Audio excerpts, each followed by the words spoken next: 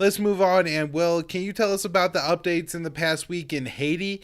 I know last week on the show when we talked, I'm not sure if it was when I talked to you or Patrick McFarlane, but we mentioned that the U.S. was now backing a different guy in Haiti, and boy, wouldn't you know it, a couple days later, that the new guy ends up being the leader.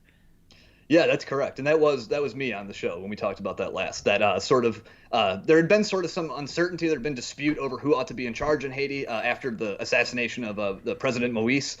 This guy Claude Joseph had become the acting PM and president after the assassination. And initially, the U.S. and the UN, the U.S. State Department had come out and backed Joseph, said that he should lead until the next election.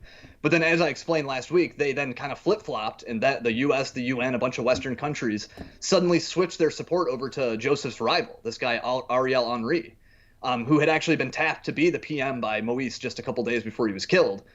So that was kind of surprising, this like abruptly flip-flopping over to this other guy, especially at a time in Haiti when there's a lot of like instability and fears there could be unrest, that they just did that. It was kind of a shock. However, within less than a week of this flip-flop, Claude Joseph comes out and says that he's going to resign and that he's going to let this Henri guy take over.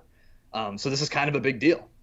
And like, I don't know for a fact that we can say that Joseph was straight up ousted from power under international pressure, but it certainly kind of has that look to it, that like, that we kind of stepped in and put our hands in the scales and said this other guy should be in charge, and within days this guy is in charge. So it does kind of seem like that's kind of how we're remaining involved in Haiti, whether directly or indirectly.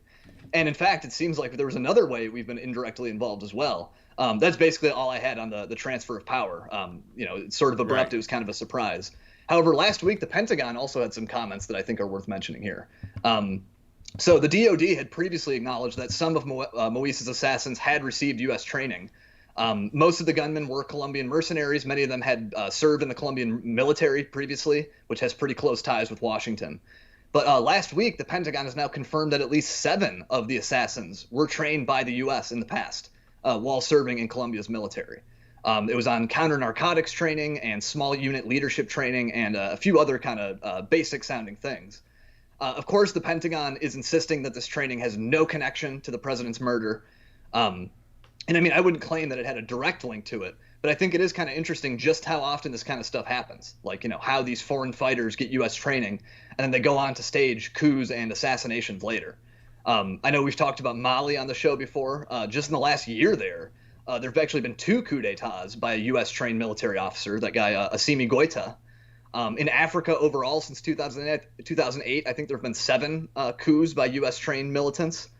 And that's just recently. If you look like going back to like the 70s, there's been research showing that I think between 1970 and 2009, American trained militants led no less than 165 coup attempts worldwide.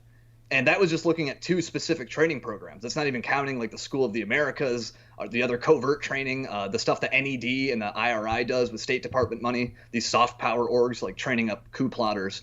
So like taking all that stuff into consideration, this claim that, our training had nothing to do with the assassination, like that rings a little bit hollow to me. That I think like when you're constantly involved in other people's business, when you're constantly picking winners and losers all around the world, handing them weapons, handing them military know-how, that sooner or later, you're going to end up with people who then later lead coups and assassinations and commit atrocities and do things like that. And you are, I think, partially responsible for that.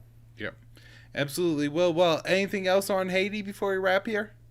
No, that was pretty much it. Those 2 major updates, the abrupt change of power and the U.S. fessing up to backing these 7 assassins.